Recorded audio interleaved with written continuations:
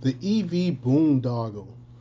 This whole EV thing, it really doesn't make any sense. They're trying to push everyone to EV to save the environment when actuality it really doesn't. Also, I've read a few days ago about the Hummer EV that showed that when you plug it in, it costs you about $100 to charge it fully. So which is more than most people put in their gas tank right now. So it's not really saving you any cost really. But before we get started, go ahead and hit that like button, share this out so we can get this information out there. Now, when you subscribe, you can click that alarm bell. You can change it from personal to all.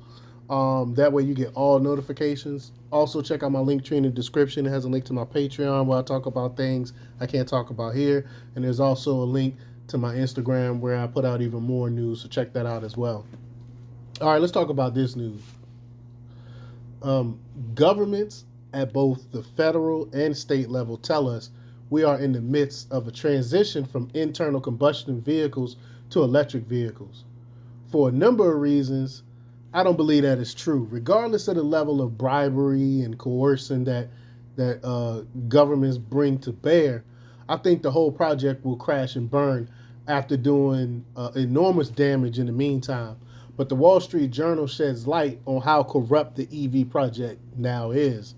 They say the transition to electric vehicles might not kill traditional automakers after all, as long as they qualify for Washington's flagship subsidy program.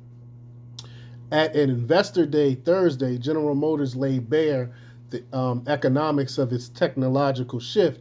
The bad news: GM estimated that its operating margins on EV would still only be in the low to mid single digits at the end of 2025. That calculation includes sales of regulatory credits and greenhouse gas emissions, but exclude new tax credits that President Biden signed into law in August as part of the Inflation Reduction Act. Um, GM also said its capital expenditures would rise to between 11 billion to 13 billion a year through 2025, from 9 billion to 10 billion this year, as it brings forward EV instruments. Such numbers play into investors' fear that Detroit is on a hugely expensive road to a technology that expensive battery metals will make less profitable for years to come. The good news: GM expects the Inflation Reduction Act to add between 3,500 to 5,500 per vehicle in profit, a transformative 5 to 7 percentage points in margin. Suddenly, EVs could be as profitable as conventional equivalents. And we, because they make the batteries itself on some vehicles, you're looking at $3,000 to $4,000 just to replace the batteries, and I've seen some even up to like $6,000 to $8,000 just to replace the battery. Like, who can afford that, especially nowadays? But there is no real market for electric vehicles, at least not one of any magnitude. It's all about subsidies and mandates. That's how they're making money off of this, the government handouts.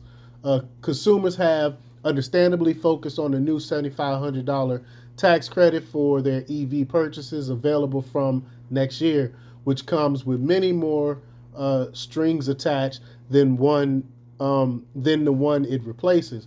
Notably, half of it would depend on manufacturers sourcing EV materials from outside of China, which would take time for anyone to meet, according to the Wall Street Journal. Among their many other vices, EVs hand control over this important business segment to the Communist Chinese Party, something that our government doesn't mind much. If it did, it wouldn't subsidize Chinese material to the tune of $3,750 per vehicle or more. And Wall Street Journal continues and say, but consumers' tax credits are only one piece of the pie. A tax credit for business EV purchases are up to 7,500 isn't subject to the same conditions, i.e., the full 7,500 tax credit is available for vehicles made with Chinese materials. We're all talking about the battery here, not the body or the powertrain. They go on to say that, which may explain why GM said it will focus first on fleet sales when it launches its electric version of the Chevrolet Silverado pickup truck next year. And then there are huge tax credits for battery production, $35 million dollars for every gigawatt hour of cells, and a further 10 million to package those cells into modules. This whole sordid business is hopelessly corrupt, and it's antithetical to the American economic and strategic interests. Nevertheless, it appears that EV mania will march on until it becomes obvious that the entire project is impossible. And the government's going to keep pushing this. They're going to keep giving more money to China, and they're going to keep pushing this climate change agenda with the taxing people and tax credits for these EVs that really aren't that great of a vehicles, and they're going to keep pushing this because it's basically another transference of wealth. It's taking the monies from taxpayers and is giving it to the communist China and these big corporations. But let me know what you think. Leave comments down below. Like, share, subscribe, and check out democrepublics.com for the latest news. Until next time, peace. Oh,